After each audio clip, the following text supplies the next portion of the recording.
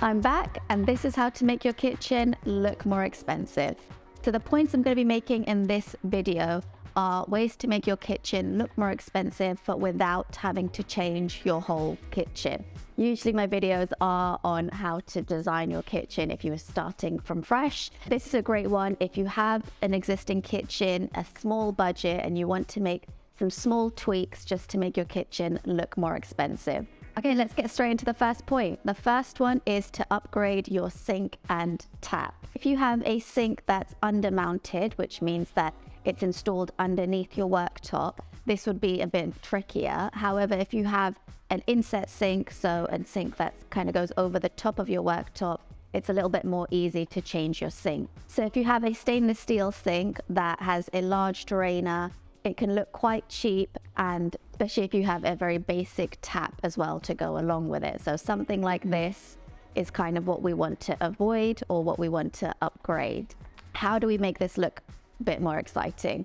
A great option could be to upgrade your sink from a stainless steel finish to something like this, which is the seal granite range that Blanco do. So this is a colored granite composite material, which is very hard wearing, hygienic, easy to clean, doesn't stain, doesn't scratch, but mostly it just looks really nice. So the next point would be to also upgrade your tap.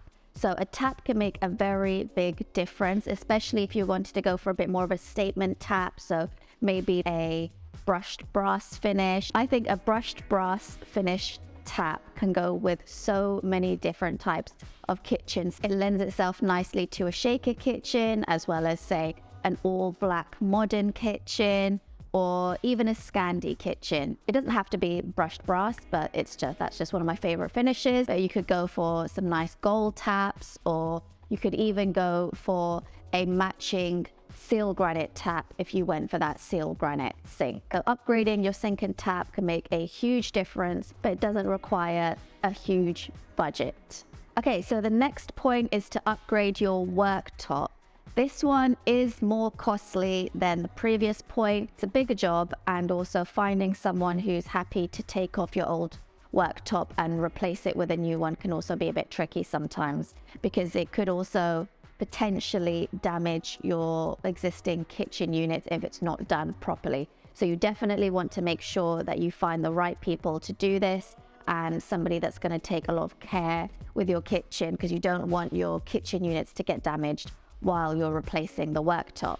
But the benefits of changing the worktop, though it is more costly than just changing a sink and a tap, is that you get a lot more of a wow factor. So when somebody comes to your home, they're definitely going to notice the change, especially if you had, say, a very tired looking laminate and now you have a very nice quartz worktop. It just makes such a big difference. If you have a small kitchen, then when you buy the slab of quartz, you may have enough left over to also do your splashback. That is where you'll get the biggest kind of wow factor. We have a very nice porcelain worktop that is also used as the splashback. We've actually clad this whole wall in stone, but of course you don't have to go all the way to the ceiling. You can just go to the bottom of your unit. That will give your kitchen a really nice, expensive feel. As quartz has been on the market for a very long time now, there's lots of options at all different price points. If you have a small kitchen, obviously this will cost you a lot less. If you have a larger kitchen, you're gonna have to buy a lot more stone, so it'll cost more to change the worktop. It really depends on the kitchen and your budget, but definitely changing the worktops and the splashback and replacing them with a stone like a quartz or a granite, a porcelain, that it would just make such a big difference. So if you like the points I've made so far on how to make your kitchen look more expensive, give this video a like, and it will just let me know to make more videos like this for you. Okay, back to the video. Okay, so this next one, price-wise, it's kind of more than changing your sink and your tap, but a lot less than changing your worktop. This is to change your oven if you have a stainless steel finish oven.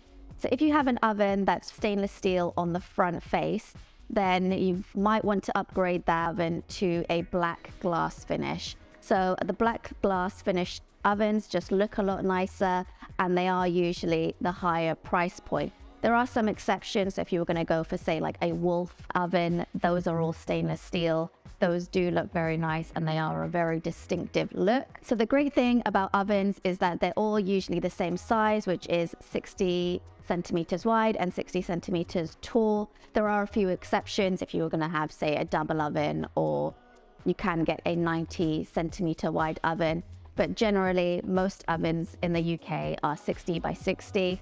So nice little square. So all you have to do is just take out your old oven and you can put a new one back into the exact same place that the existing one was. So upgrading your ovens is just another really nice way to make your kitchen look more expensive, and also it just makes for a lot nicer cooking, because generally the cheaper stainless steel ovens only have 1 or 2 settings. So I hope you got some really great tips on how to make your kitchen look more expensive without having to change the whole kitchen and just upgrading some small bits. Or you could use all of these tips in your space and completely change the look and the functionality. So if you enjoyed this video, I definitely recommend watching this one next.